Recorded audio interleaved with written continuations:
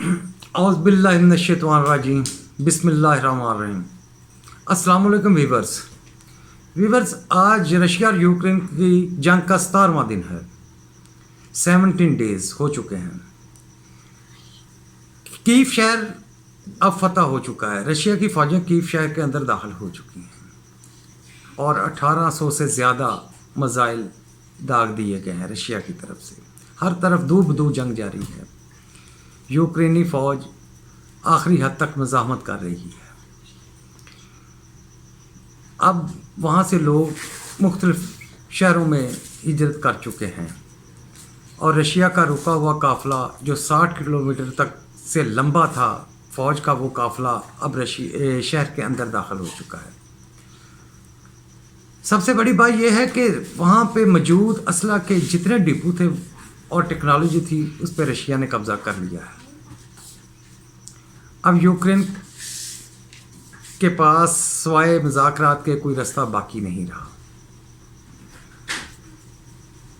बड़ी मुश्किल से तुर्की ने ये इन दोनों ममालिक को बैठाया था, लेकिन इसराइल की मौजूदगी में अच्छी खबर दुनिया को सुनने के लिए नहीं मिली।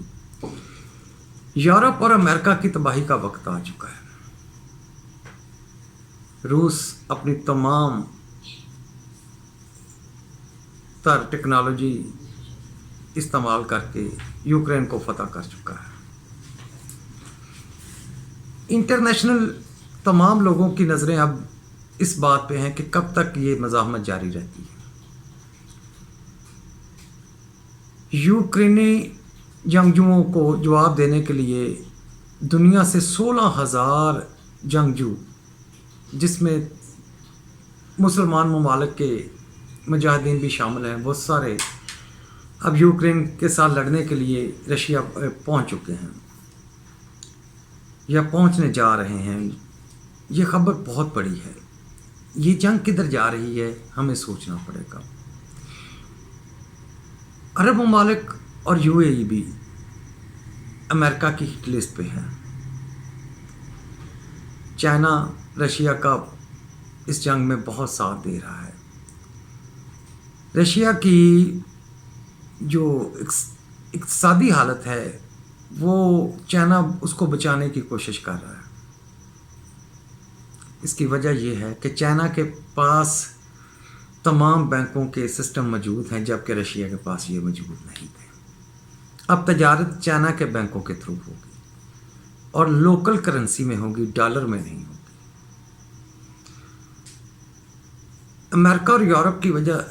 अमेरिका और इसराइल की वजह से यूरोप की तबाही होने जा रही है। अगर ये जंग ना रुकी तो ये यूरोप की तबाही बनेगी। बहुत ज़्यादा पाबंदियों के बावजूद भी गैस और तेल पर पाबंदी यूरोप नहीं चाहता कि रशिया पे ये पाबंदी भी लगे। अगर रशिया पे ये पाबंदी लग जाती है तो यूरोप के लिए ये बहुत मुश्किल होगा सर्वाइव करना इस वक्त इन हालात में, क्योंकि सऊदीया और यूएई कभी भी अमेरिका के कहने पे पेट्रोल की पैदावार नहीं बढ़ाएगा और यूरोप के लिए ये मुसीबत बन जाएगा कि उसके पास पेट्रोल और गैस जब ना होगी तो वो कैसे सर्वाइव करेंगे। वहाँ का मौसम, वहाँ की इंडस्ट्री, ये उनके लिए बहुत बड़ी मुसीबत है। उससे बड़ी बात ये है कि जो लोग कीव शहर से हिजरत करके मुख्तलिफ इलाकों में गए, वहाँ पर एक शहर मारियोपोल है, वहाँ पे मुसलमानों की काफ़ी तादाद जंग की वजह से बैठी हुई थी। तुर्की के 100 के करीब लोग वहाँ मस्जिद में पनाह लिए हुए हैं। वहाँ पे बेतहाशा बमबारी की जा रही है और डर है कि अगर तुर्की के बाशिंदों को कोई नुकसान हुआ, उनकी शहादत हुई, तो ये रूस और तुर्की के दरमियान एक अहम मसला बन जाएगा। और ऐसे ही मसाइल दूसरे मुल्कों को जंग के लिए उकसाते हैं, क्योंकि तुर्की भी नीटो का मेंबर है और नीटो वाले तो पहले ही रशिया के ख़िलाफ़ हैं।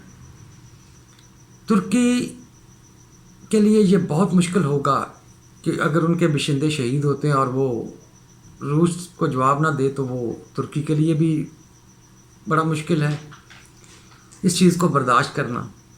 اسی لیے رشیا کو اب بہت احتیاط سے بمباری کرنی پڑے گی، کیونکہ جنگ اس جگہ پہ پہنچ گئی ہے جہاں پہ عام معصوم لوگوں کی جان کو بہت خطرہ ہے. اور ترکی روس کو یہ بات کہہ رہا ہے کہ آپ اس وقت میزائل چلانے میں احتیاط کریں،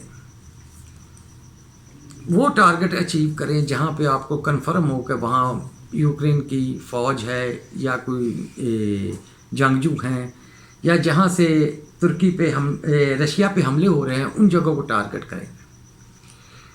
اس بے تحاشا دو بدو جنگ کے اندر معصوم لوگ جو ہیں ہاسپٹلس کے اندر، بچے، عام لوگ، ان کی ہلاکت کا زیادہ خطرہ ہوتا ہے. آخری سانسیں لیتا ہوا یوکرین کا جو لوگ ہیں وہ اب مختلف طریقوں سے چھوٹے چھوٹے حملے کر رہے ہیں، مطلب پٹرول بم بنا کے چھوٹے چھوٹے. یہ وہ جنگ ہوتی ہے جس کو کہتے ہیں کہ گوریلا وار، اس کو گوریلا وار، یہ اب بہت بڑی جنگ گوریلا وار، اور گوریلا وار بہت لمبی ہو جاتی ہے. وہاں پہ کوئی ایک بندہ بھی اٹھ کے بہت بڑا نقصان کر دیتا ہے، اور رشیا کا اس وقت بہت بڑا نقصان ہو چکا ہے. کیف شہر کی فتح کے لیے اس کو 3 اپنے جرنیلوں کی قربانی دینی پڑ گئی، اور صدر پیوٹن انتہائی غصے میں ہیں، جس کی وجہ سے بے تحاشا میزائل چلائے جا رہے ہیں اور کسی چیز کو مد نظر نہیں رکھا جا سکتا. اور اسی ڈر کی وجہ سے اس وقت ترکی کو یہ خوف ہے کہ اس کے باشندوں کی جان بہت خطرے میں ہے، کیونکہ جس علاقے میں وہ موجود ہیں وہاں مسجد میں پناہ لی ہوئی. اور اس دیکھیں جنگ کے یہ اصول ہوتے ہیں، ہاسپٹل ہوں، اسکول ہوں، مسجدیں ہوں، گرجا گھر ہوں، مندر ہوں، ان چیزوں پہ حملہ نہیں کیا جاتا. لیکن جب آپ کا نقصان ہوتا ہے غصے میں، پھر آپ بہت زیادہ دوسرے کا نقصان کرتے ہیں، اس میں معصوم شہری بھی مارے جاتے ہیں. رشیا کو اب اس بات کا خاص خیال رکھنا پڑے گا، اور رشیا کے لیے بہت سوچ سمجھ کر یہ کام کرنا پڑے گا کہ آپریشن جو ہے اربن ایریاز میں ہو رہا ہے. اب یہ کوئی فوج کی لڑائی نہیں رہ گئی، گوریلا وار شروع ہو گئی ہے. اور اس گوریلا وار کو ہینڈل کرنے کے لیے جو 16,000 مجاہدین گئے ہیں، وہ اسی چیز کو ساری ان کی پریکٹس یہی ہے کہ گوریلا وار کیسے لڑی جاتی ہے، کہ معصوم لوگوں کو بچایا جائے اور جو دوسری طرف کے خطرناک لوگ ہیں ان کو ٹارگٹ کیا جائے. یہ پوری دنیا سے یہ جو لوگ اکٹھے ہو رہے ہیں، ان میں شام سے بھی ہیں، لبنان سے بھی ہیں، افغانستان سے، مختلف ممالک سے ہیں. پاکستان کو اس جنگ میں گھسیٹا جائے گا. اللہ کرے کہ ایسا نہ ہو، لیکن آپ لوگ بھی سمجھتے ہیں، ہم بھی سمجھتے ہیں کہ یہ جو 2 بلاک بن گئے ہیں، ان بلاکس کے اندر اب ہر کوئی اپنے اپنے سائڈ کے لوگوں کا ساتھ دے گا. اب انڈیا نے جو میزائل کہتا ہے کہ غلطی سے فائر ہو گیا، یہ کوئی ماچس نہیں ہے کہ آپ ایک دیا سلائی غلطی سے آپ سے چل گئی ہے. یہ ایک میزائل ہے، آپ ایٹمی طاقت ہو. یہ بیوقوفوں والی باتیں کسی اور کو سمجھائیں. دنیا اتنی بیوقوف نہیں رہی، دنیا ہر چیز کو سمجھ رہی ہے کہ یہ کسی نہ کسی طریقے سے امریکہ اور اسرائیل کے کہنے پہ پاکستان کو ٹارگٹ کرنا چاہتے ہیں، کیونکہ چائنا پہ ڈائریکٹ یہ حملہ نہیں کر سکتے، رشیا پہ نہیں کر سکتے. انہیں پاکستان کمزور ملک نظر آتا ہے، اور یہ انڈیا کے کندھے پہ رکھ کے پاکستان کو تباہ کرنا چاہتے ہیں. 4 مہینے پہلے یوگی آدتیہ ناتھ نے کہا تھا کہ 18 فروری 2022 میں کے بعد آپ کو ایک سرپرائز ملے گا، میزائل حملہ ہوگا. اور وہ بات مارچ میں جا کے سچ ثابت ہو گئی. اس کی وجہ کیا ہے؟ کیونکہ یہ سب پلاننگ ہے، یہ غلطی سے نہیں ہوا، یہ انڈیا نے پلاننگ کے ساتھ کیا ہے. اور اس کا نتیجہ عنقریب آپ انڈیا کو بھگتتا ہوئے دیکھیں گے. انٹرنیشنل تمام ایجنسیوں کی نظر اب انڈیا کے میزائل سسٹم پہ ہے، لیکن انشاءاللہ اللہ تعالیٰ کی مدد سے پاکستان کبھی بھی ان سے تباہ نہیں ہوگا. پاکستان کی ٹیکنالوجی اور ایمان کی جو طاقت ہے مسلمانوں کے پاس، یہ بہت بڑی ہے۔ انشاءاللہ اللہ تعالیٰ پاکستان کو اپنے حفظ و ایمان میں رکھے گا۔ لیکن سوچنے والی بات یہ ہے کہ بحرہ ہند تک یہ لوگ آئیں گے، اور وہاں جب سمندر کے اندر لڑائی شروع ہوگی تو پھر یہ بہت مشکل ہو جائے گا کہ وہ لڑائی آگے نہ بڑھے۔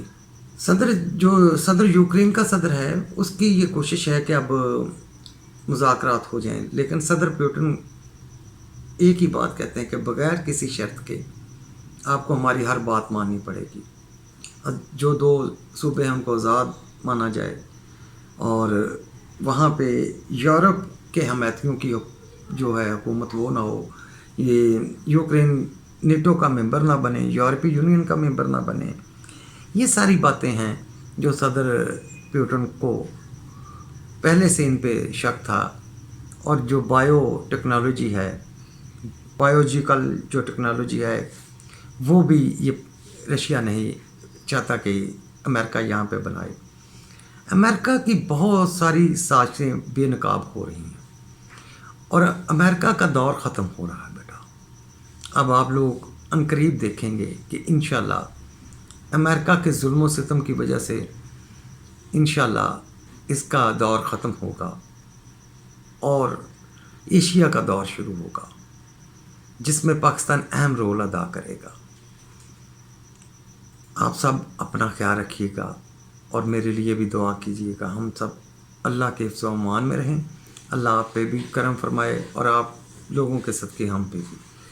میری کوشش ہوگی کہ جو بھی نئی خبریں آ رہی ہیں وہ آپ تک پہنچاتا رہوں۔ اوکے بیٹا، خدا حافظ۔